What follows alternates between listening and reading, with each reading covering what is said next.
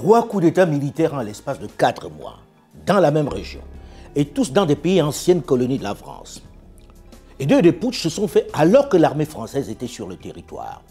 Assurément, il se passe quelque chose d'inhabituel dans l'ancien précaré français. Plus inhabituel encore, le soutien populaire dont ces putschistes ont à chaque fois bénéficié. Hormis celui du Tchad, où après l'assassinat du maréchal Idriss Déby Itno, le fils a repris le flambeau au mépris de toute règle constitutionnelle, avec le fort appui, le quitus de Paris, tous les autres ont bénéficié d'un soutien populaire remarquable. Contrairement à ce à quoi on avait assisté jusque-là, c'est la population qui, aussitôt, descend dans la rue pour apporter son soutien à la soldatesque, aux putschistes. Une nouvelle donne qui, évidemment, interroge les observateurs internationaux qui ont du mal à comprendre ce retournement des masses pourtant avides, acquis aux principes démocratiques.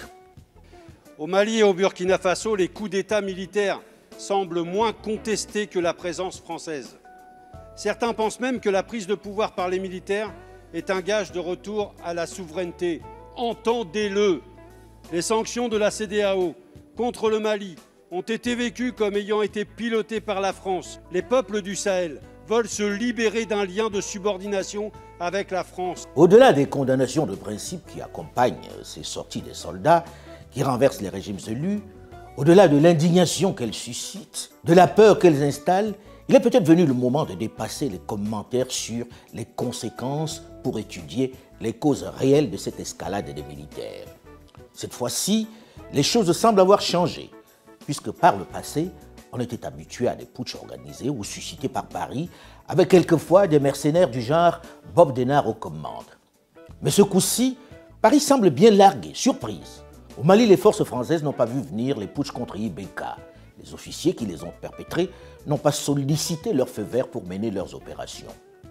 C'étaient des officiers carrément et ouvertement hostiles à la stratégie de lutte contre le terrorisme menée dans leur pays. Des officiers donc pas acquis à la France et le rôle qu'elle joue dans leur pays. Cette fois-ci au Burkina, alors que chacun voyait arriver le putsch depuis plusieurs mois, avec une première tentative échouée, dimanche 23 janvier 2022, sans coup férir, les officiers ont débarqué le président Roch-Marc Christian Kaboré, sans demander à Paris son avis, alors que les forces spéciales françaises sont basées à l'aéroport, alors que le chef des putschistes, le colonel Paul-Henri Sadaogo Damiba, est un ancien de l'école de guerre à Paris. En d'autres temps, il aurait été simplement l'exécutant des basses œuvres de la France. Mais les périodes et les réalités semblent avoir considérablement changé, puisqu'il n'a pas demandé l'autorisation de ses formateurs. Il les a même pris à contre-pied. Paris n'aurait jamais accepté ce putsch qui enterre non seulement son discours sur la bonne gouvernance, mais également sa stratégie de lutte contre le terrorisme au Sahel. Ce sont des officiers qui décident de rejeter la stratégie de lutte contre le terrorisme imposée à leurs dirigeants civils. Et ils n'ont même pas eu peur des sanctions prises par la CEDEAO 15 jours plus tôt contre leurs frères d'armes maliens. Un véritable camouflet pour la CEDEAO qui n'a pas pris la mesure du mécontentement, qui est totalement hors sol, mais surtout pour la France qui s'est profondément ensablée dans le Sahel. La politique extérieure de la France est dans l'égarement. Le renvoi de l'ambassadeur de France au Mali par les autorités maliennes en raison de vos propos récents, Monsieur le Ministre, 2 jours après que le porte-parole du gouvernement de transition du Mali ait demandé à la ministre des Armées de la France de se taire, n'est pas une anecdote. La France perd pied. Depuis plusieurs années, partout, notre pays se comporte de manière arrogante et belliqueuse.